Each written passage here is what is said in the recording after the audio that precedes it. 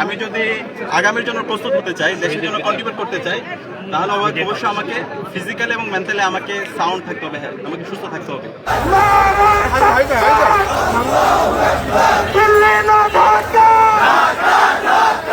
সকালবেলা ঘুম নয়, শারীরিক চর্চা করলে ভালো হয়, পড়াশোনা মন্দ নয়।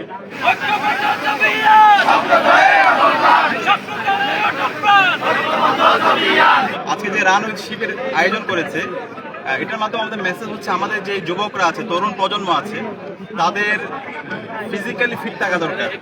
আমি যদি আগামীর জন্য প্রস্তুত হতে চাই, দেশের জন্য কন্ট্রিবিউট করতে চাই, তাহলে অবশ্যই আমাকে ফিজিক্যালি এবং মেন্টালি আমাকে সাউন্ড থাকতে হবে, হ্যাঁ আমাকে সুস্থ থাকতে হবে। আমরা বর্তমান তরুণ প্রজন্মের মধ্যে দেখতে পাচ্ছি তারা বিভিন্ন ধরনের দুরারোগ্য ব্যাধিতে আক্রান্ত হয়ে পড়ছে।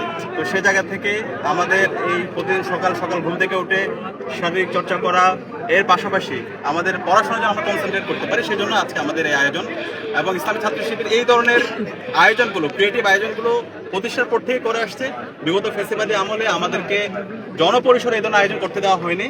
বিপ্লব পরবর্তী আমরা আজকে 1.5 বছর হচ্ছে ইসলামী ছাত্র শিবির এই ধরনের ক্রিয়েটিভ এবং ইনোভেটিভ আয়োজনগুলো করছে। তো আমি বাংলাদেশ ইসলামী ছাত্র শিবির জগন্নাথ বিশ্ববিদ্যালয়কে আবারও ধন্যবাদ জানাচ্ছি। তারা একের পর এক এই ধরনের অনবদ্য আয়োজন করছে।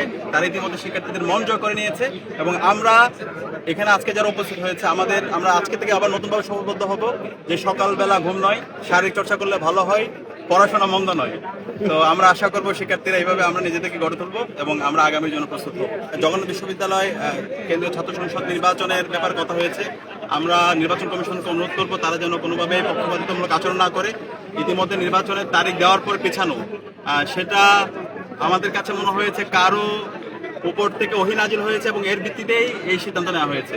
সুতরাং আমরা হুঁশিয়ার করতে চাই, আপনি এমন কোনো সিদ্ধান্ত নেবেন না যে সিদ্ধান্তের মাধ্যমে ছাত্র বনাম শিক্ষক এই ধরনের একটা অবস্থান তৈরি হয়, অথবা কোনো একটা রাজনৈতিক দলকে, ছাত্র সংগঠনকে আপনারা বিশেষ সুবিধা দেওয়ার জন্য এই ধরনের কোনো ধরনের আপনারা স্ট্যান্ড নেবেন না। শিক্ষার্থীদের যে মতামত, তাদের যে চয়েস, তাদের যে আকাঙ্ক্ষা, সে আলোকে নির্বাচন হবে। খুনি হাসিনা এবং তার দূষকদের বিরুদ্ধে আমাদের সবসময় সজাগ থাকতে হবে। আজকে জুলাই বিপ্লবের মাধ্যমে বাংলাদেশের ফেসিবাদের দূষণরা এদেশ থেকে পালাইছে। বাংলাদেশে খুনি হাসিনা, নিষিদ্ধ ছাত্রলীগ, আওয়ামী লীগ, যুবলীগ, এই সমস্ত ফেসিস্ট লীগের বাংলাদেশে কোনো ঠিকানা হবে না। আমি সারা দেশের মুক্তিকামী ছাত্র জনতাকে আহ্বান করব, এই খুনি হাসিনার দূষণ যারা যেখানে আছে তাদের বিরুদ্ধে গণপ্রতিরোধ গড়ে তুলতে হবে এবং এই বাংলাদেশ হবে বাংলাদেশপন্থী যারা আছে তাদের। এই ফ্যাসিস্টের কোনো ঠিকানা নাই। আমরা সবাই ঐক্যবদ্ধভাবে, আমরা যারা জুলাইয়ে একসাথে আন্দোলন করেছি, আমাদেরকে আবারও সময় ঐক্যবদ্ধ হতে হবে। এবং আমরা দেখতে পাচ্ছি একটি ফ্যাসিবাদী শক্তি বাংলাদেশকে আবারও হুমকির মধ্যে ফেলে দেওয়ার চেষ্টা করছে। তো আমরা তরুণ সমাজ যদি ঐক্যবদ্ধ থাকি, তরুণ সমাজ যদি ফিট থাকি, সবসময় সচেতন থাকি, তো আমার মনে হয় যে বাংলাদেশে কোনো ফ্যাসিবাদী শক্তির উত্থানের কোনো সুযোগ নাই। সেই সাথে আমরা আধিপত্যবাদী শক্তি যারা আছে, যারা বাংলাদেশে বিদেশি তাবেদারি কায়েম করতে চায়, বাংলাদেশের তরুণদের পক্ষ থেকে আমরা তাদেরকে হুঁশিয়ার উচ্চারণ করতে চাই। ইসলামী ছাত্র শিবির ছাত্রদের সাথে নিয়ে সবসময় রাজপথে ছিল।